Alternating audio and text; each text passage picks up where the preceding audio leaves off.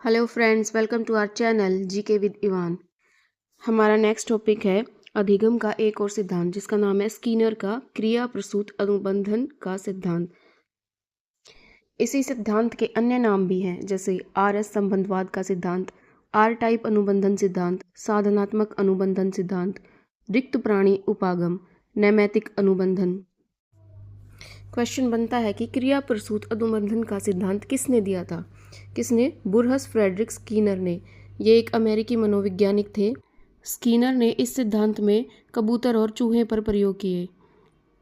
उसने इनको एक बक्से में बंद कर दिया और बक्से में एक बटन लगाया। शुरू में इन्होंने बहुत सारे प्रयास किए, क्योंकि बटन को दबाने से भोजन प्राप्त होता था। ये धीरे धीरे सीख गए कि बटन को दबाएंगे और भोजन इन्हें मिल जाएगा। अब बाद में इनको बार बार प्रयास करना नहीं पड़ता, ये वह बटन को दबाते और तुरंत इनको भोजन मिल जाता। इन्होंने ये सीख लिया था, जैसे बटन को दबाएंगे भोजन मिल जाएगा। इस बिहेवियर से ये पता चलता है कि रीइंफोर्समेंट, पुरस्कार से हमारे व्यवहार को घटाया या बढ़ाया जा सकता है। पॉजिटिव या नेगेटिव इफेक्ट देखे जा सकते हैं। यह सिद्धांत पुनर्बलन, रीइंफोर्समेंट पर विशेष बल देता है।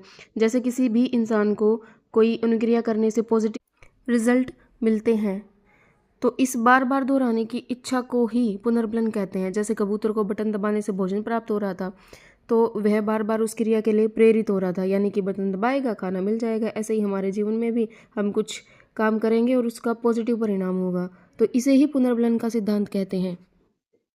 ध्यान देने वाली बात यह है कि पुनर्बलन का सिद्धांत सीएल हल ने दिया है। स्कीनर ने अपने सिद्धांत में पुनर्बलन का जिक्र किया है, लेकिन पुनर्बलन थ्योरी सीएल हल ने दी है।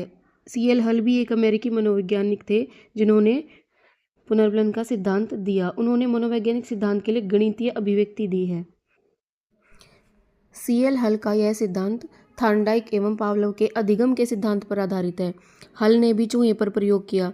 और हल की थ्योरी, रीइंफोर्समेंट थ्योरी के अन्य नाम भी हैं, जैसे ड्राइव रिडक्शन थ्योरी, चालक न्यूनता सिद्धांत, need theory, need reduction theory, आवश्यकता सिद्धांत, मैथमेटिक्स डिडक्शन थ्योरी, गणित निगमन सिद्धांत।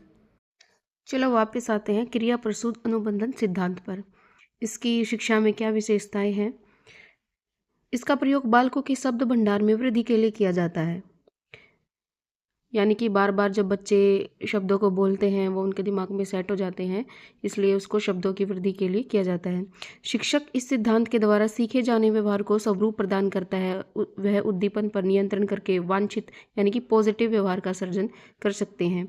इस सिद्धांत में सीखी जाने वाली क्रिया को छोटे छोटे भागों में विभाजित करके शिक्षा में इस विधि का प्रयोग करके सीखने में गति और सफलता दोनों दिला सकती हैं। स्कीनर का मत है, जब भी कार्य में सफलता मिलती है तो संतोष प्राप्त होता है, और यह संतोष क्रिया को बल देता है।